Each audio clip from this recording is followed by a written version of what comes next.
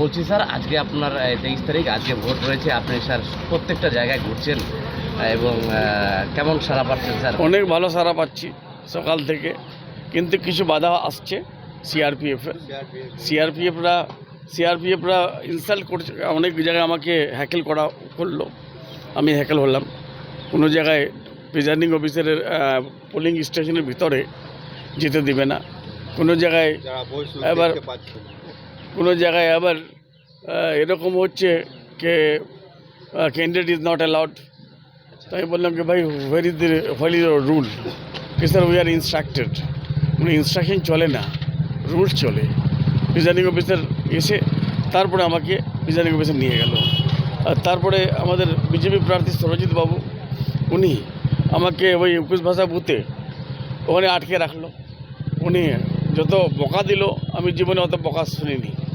হ্যাঁ, কিন্তু মানুষের শিক্ষার বোধহয় ওনার শিক্ষার অভাব আছে, কথা বলার জানে না বোধহয়। আর শিক্ষা কম হলে এরকম বলে। তো আমাকে যখন আটকে দিল ও, তোমরা কি আপনি কি আটকানো? আরে আপনিও প্রার্থী, আমিও প্রার্থী। আপনি ঢুকে থাকতে পারেন 2 ঘন্টা, আর আমি ঢুকতে পারি না, প্রিজাইডিংকে দেখা করতে পারি না। এটা কী ধরনের আইন হলো? তখন ও বললো কি আপনি মার্ডারার। তোমরা আমি মার্ডারার হলে তো আমি জেলে থাকতাম। আমি হাই স্কুলের ইসলামপুর হাই স্কুলের শিক্ষক।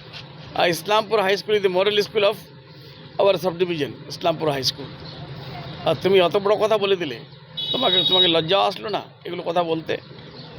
তারপরে আমি বললাম কি ঠিক আছে, তুমি তো যতগুলো বুথ আছে 80% ভোট আমার ফেভারে হবে। স্যার, তিনি কিন্তু ছাপ্পা ভোটের দাবি করছেন যে শোলপাড়াতে ভোটে নাকি ছাপ্পা। প্রিজাইডিং অফিসারকে আমি জিজ্ঞাসা করলাম, না স্যার কোনো ছাপ্পা হয়নি। सीआरपीएफ জিজ্ঞাসা করলাম, सीआरपीएफ বলল নেই স্যার, कुछ नहीं हो रहा है। একটা হারবে, জামানত বাজেয়াপ্ত হবে, যার জন্য এগুলো কথা বলছে।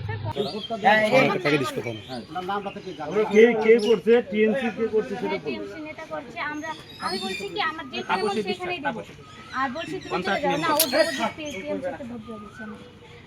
জবরদস্তি টিএমসিতে ভোট দিয়ে দিয়েছে? হ্যাঁ, হাত ধরে। কে দিয়েছে? এই যে প্রধান। নামটা বলতে হবে। তাপসী বিশ্বাস। আর ভোটটা তোমার তার নাম তাপসী বিশ্বাস। প্রধানের নাম কি? ওই তো তাপসী বিশ্বাস। আসো 205 নম্বর বুথে টিএমসির পোলিং এজেন্ট 3টে ভোটারকে হাত ধরে নিয়ে টিএমসিতে ভোট দিয়েছে। আর তারা একদম পরিষ্কার অভিযোগ করলো, ওখানটায় গিয়ে যে নাকি প্রিসাইডিং অফিসার ছিল তার সামনে বলল প্রিসাইডিং অফিসারের মানে থাকাকালীন এটা কেন হলো, আর ওখানটা রিপোর্টিং হতে হবে। এইটা কিন্তু আমরা মানব না। ভোট যার খুশি সেখানটায় দেবে, যার যেখানটায় খুশি।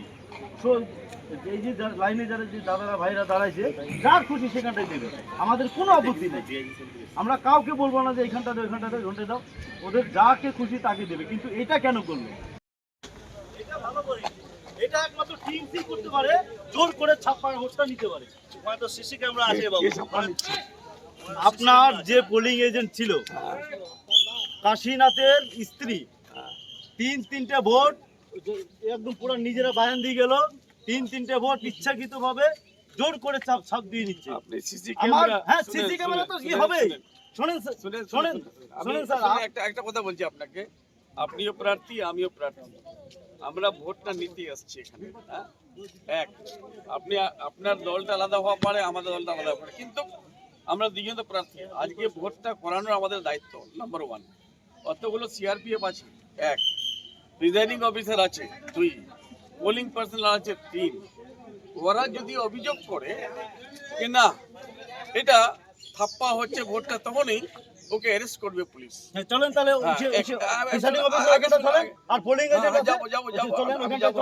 আপনাকে আমি সম্মান করি, ঠিক আছে?